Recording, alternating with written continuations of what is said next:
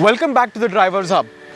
I'm Som Saraf and this is the BMW SDrive 20i. It's not four-wheel drive, but it ensures great driving dynamics and it's very practical. Definitely more practical than a Mercedes GLA. And this is the creme de la creme of the segment which it competes in. However, for a whopping 15 lakhs cheaper, you can get yourself one of these, a Volkswagen Tiguan 4Motion. And that brings up the question, is the price difference really worth it? Welcome to Upshift. My name is Bhavni Baswani.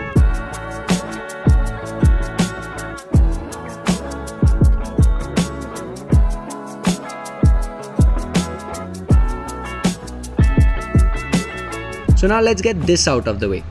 Yes, these two technically aren't direct competitors in terms of price, but in terms of dimensions, engines, power and tech, these two go toe to toe. The Tiguan is the cheaper out of the two, and this is a classic VW move. Take the formula of a more expensive product, give the same features, give it a less fancy logo and less leather. You have something that can undercut all of the luxurious rivals by a huge margin. But let's get an understanding of the dimensions first. When it comes to dimensions, the Tiguan is bigger than the X1 in every aspect. But you can't deny that the BMW X1 is the more sportier looking one out of the two. And one thing that is a big visual upgrade for me are these amazing looking diamond cut wheels. It is a very nice thing to look at compared to the plain old wheels that you have on the Tiguan. And overall, the BMW is the sleeker looking car out of the two. And this is not even the M Sport variant. The M Sport variant gets bigger bumpers up front and a more aggressive design overall. And this looks more of something like a hatchback which has been turned into a crossover rather than the conventional design language that the Tiguan has, which is more towards an SUV rather than a crossover. Now when it comes to the looks, the Tiguan isn't the flashiest, but it does make its presence felt in the streets. I love how easily it blends in traffic, but still has that presence to be felt on the street. And when it comes to the looks, it comes with Frankfurter 18-inch rims, but in my opinion, I would have wanted a 19-inch rims with diamond cut alloys because those look really nice on this car. And when it comes to the front fascia, you get these DRL IQ lights, and instead of that gawping face that you've got in the BMW, you've got this really sleek front grille with the new VW logo. So the Tiguan is literally longer, wider and even taller than the BMW X1, and this really helps it out in terms of cabin space and especially in terms of boot space. The X1 doesn't have an electronically operated boot, and once you open it, the X1 has a 505 litre boot space, and if the electronic boot wasn't enough, the Tiguan comes equipped with the kick to open function and a massive 615 litre boot. Jump into the back seat and the Tiguan feels very comfortable. You've got, of course, a lot of legroom, a lot of headroom, more than the X1, and you can even recline your seat to the perfect spot in my opinion for long rides. You've got 3-zone climate control, which you can control from right here, a Type-C charging port and a 12-volt charging socket. All in all, the place is beautiful because there's a lot of space and a lot of light in from the panoramic sunroof. There are some scratchy plastics here and there, but hey, I'd rather have space than some leather. Yup, the rear seating area of the X1 definitely isn't that spacious as the Tiguan, nor do you have the reclining seats, which is generally a big talking point. But just like the Tiguan, the X1 gets a big panoramic sunroof, charging points and a rear climate control too. When it comes to the front cabin, the BMW X1 is as premium as it gets in this segment. Everywhere you touch, it's premium materials, soft touch surfaces or some sort of polished metal surface or wood. It's a very nice place to be in. You get a big upgrade over the older BMW X1, and since this is a tech edition, you get a 10.25-inch touchscreen which has only, unfortunately, Apple CarPlay. But it definitely is more functional, and you get the iDrive scroller wheel which is very easy to use while driving. Coming to the steering wheel, this is a very old steering wheel. You could probably see this steering wheel in the 2010 era of BMWs, but it is completely passable because you get paddle shifters, you have all of your cruise control functionality and other instrument cluster functionality on the steering wheel, which is a very nice thing to have. Coming to the instrument cluster, well, it's kind of like a digital instrument cluster, but it's not at the same time. The tachometer and speedometer both are analog. They just light up whenever you start the car, but there is a digital screen in the middle and below it, which is a very good feature to have. So what's new? Well, you've got a new digital instrument cluster and finally a new steering wheel. The older steering wheel that we used to get in the Tiguan was a decade-old steering wheel and it got quite boring quite quickly. But this one is a breath of fresh air. You've got the new logo and some new buttons and it feels really nice. You've also got this new infotainment screen which is 8 inches and it has the new VW OS which is very nice, and also a new gear selector which feels really nice in your hands. Overall, the interior of the Tiguan is very nice and it's not much of a downgrade from the X1. Yes, it is a slight bit of a downgrade from the X1, this interior, but everywhere you touch, the quality of the leathers or the plastics are very good, and wherever you place your hand, you've got soft touch plastics, which don't make it a bad place to be in. And if you talk about features, this is pretty much up there with the X1. So price difference, maybe not worth it. Now both cars have their own drawbacks. The X1 doesn't have Android Auto and compared to the shiny new tech of the Tiguan has now started to show its age. And the Tiguan misses out on some really important features like wireless CarPlay and Android Auto, and also no wireless charging pad. Ouch.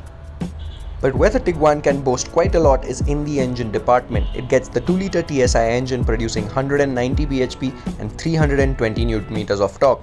The 2-liter TSI has to be one of the most versatile engines out there, with it being featured in luxury sedans like the Audi A4, SUVs like this Tiguan, and even proper performance cars like the Octavia VRS and Golf GTI. Yes, the performance iterations don't really have the same 2-liter TSI. It is of course in a different state of tune with some different components, but at least we know that at the heart, the Tiguan has some sporting credentials.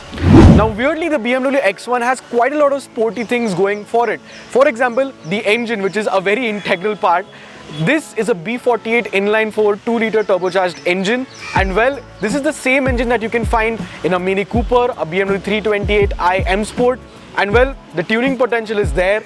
It sounds really good for a family SUV, and that is the most weird thing about this car, because when you actually floor it and if you listen it from the outside, it sounds like a Mini Cooper. That's how cool this thing sounds. It makes 190 horsepower and 280 Newton meters of torque, and well, let's take it out for a spin to see how it drives.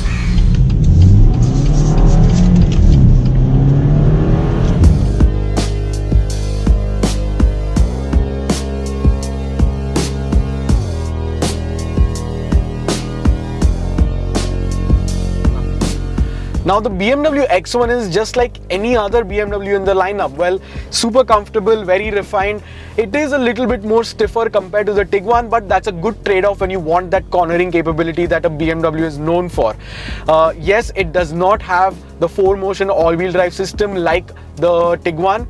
Weirdly, the older X1 used to come with an SDrive all-wheel drive system, but that was only for the diesel variants and the M Sport variants. But this new X1, the facelift one, only comes with front-wheel drive, and this is the 20i, which means it has the 2-liter turbo 4-banger. Like I said, it's a Mini Cooper derived engine. It's very impressive how BMW has been able to keep the refinement and, you know, like the luxurious feeling of a BMW with this engine, because in nature it's a very aggressive engine in a Mini Cooper especially. And well, the cool thing is, if you click down the pedals a couple of times and floor the throttle, it sounds like a Mini Cooper. And this is the kind of cool little quirky stuff that car enthusiasts like us look for while buying a car. And well, all of this stuff is going to add up and well, basically be what makes you choose between probably a Tiguan, a GLA, or even the X1, or if the Q3 ever comes in stock in India. Now when it comes to driving the Tiguan is powered by an EA888. It is a 2-liter TSI with a DQ381, which is a 4-wheel drive gearbox. It pushes around 192 bhp and 320 Newton meters of torque, and it makes it a very luxurious experience because it's very quiet. So it does pick up quite a lot of pace in a very hush sort of manner, and it does feel very nice, and it also matches the entire understated vibe to it, because wherever you go, you can actually be covering quite a lot of ground without making quite a lot of noise.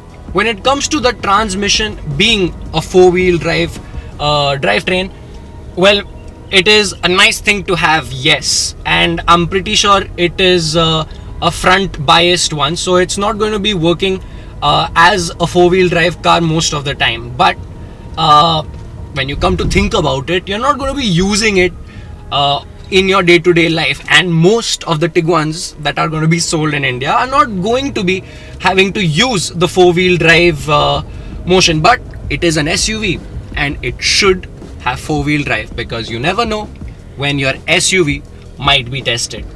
Now the Tiguan trumps the BMW X1 by having 6 different driving modes, 3 off-road driving modes and 3 road driving modes. Yes, the BMW also comes equipped with driving modes, but there are only 3: Comfort, Eco Pro and Sport. Yes, the Tiguan is definitely the more comfortable car. It wafts over potholes, it glides over speed bumps, and overall is definitely the more sensible buy.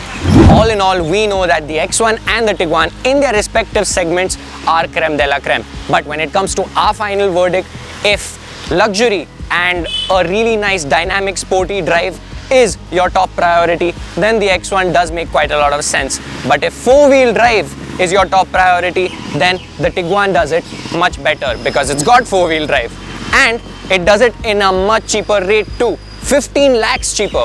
Is that price difference even worth it?